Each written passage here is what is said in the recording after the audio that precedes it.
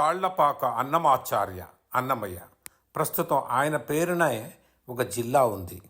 రాజంపేట పక్కన తాళ్లపాకలో జన్మించిన ఆయన వెంకటేశ్వర స్వామి గురించి రచించిన పాటలు అమోఘం. ఆ రోజుల నుంచి అన్నమాచార్య కీర్తన అని అమోఘం. అదే పేరున అన్నమయ్య పేరుతో సినిమా తీస్తే నిజంగా బ్రహ్మాండంగా ఆడింది. ఆ సినిమా గురించి ఎంత చెప్పినా కూడా తక్కువే.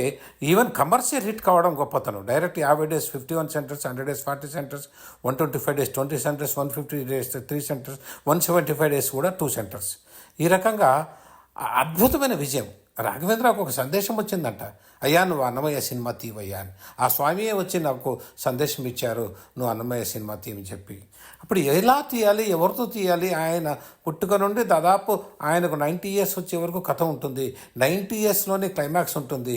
ఆ క్లైమాక్స్లో నటించే నటుడు కావాలి.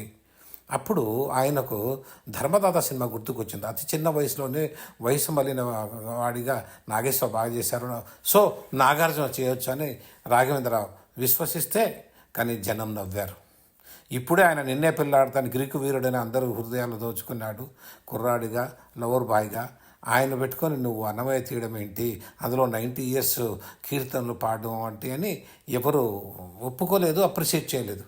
అయినా ఏదో తెలియని ధైర్యం, ఆ దేవుడు నన్ను ప్రోత్సహిస్తున్నాడు అని నాగార్జున కన్విన్స్ చేసుకుంటే, ఆ దేవుడి యొక్క పరమభక్తుడు ఆ ఇలవేల్పు తన ఇంటి ఇలవేల్పు దేవుడు అని చెప్పి దొరసామరాజు గారు నేను ఖర్చు పెడతాను తీసిన తర్వాత 10 నంది అవార్డులు అండి, 10 నంది అవార్డులన్నీ అన్నమయ్యకి వచ్చినట్టు సినిమా గొప్పగా తీసి ప్రతి థియేటర్ ఒక దేవాలయం లాగా, ప్రతి థియేటర్ ఆ సినిమా అసలు ఆ కీర్తనలు ఆ పాటలు.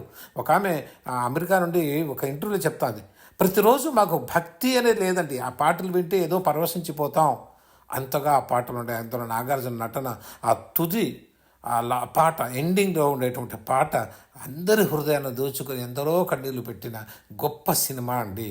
తెలుగు సినిమా చరిత్రలో మరువరాని అన్నమయ్య సినిమా అని ప్రతి ఒక్కరు పొగిడి నాగార్జునకి ఎక్కడో స్టార్డం తీసుకెళ్ళిన అతి గొప్ప సినిమా. రాఘవేంద్రలో ఇంతటి భక్తుడు ఉన్నాడా, ఇంత భక్తికి సంబంధించిన సినిమా తీయగలడు అంటే, ఆ తర్వాత కంటిన్యూగా రామదాసు, షిరిడి సాయి, ఆ తర్వాత నమో వెంకటేశ తీశారు. ఈ రకంగా అన్నమయ్య సినిమా యొక్క గొప్పతనం ఈరోజు చెప్పడం కారణం ఏంటంటే, 29 సంవత్సరాలు కావస్తున్నది. ఈ రోజు కూడా ఆ సినిమా పట్ల ప్రజలకు ఉండే గౌరవం అలాగే ఉంది. ఇంకా ఇలాంటి సినిమాలు రావాలి. అందుకే నేను అంటుంటాను, దశరథ అనే సినిమా తీసి రాముడి విరహంలో దశరథుడి తండ్రి ఎలా చనిపోయాడో చూపించండి అని రాఘవేంద్ర గారి కోరుకుంటున్నాను.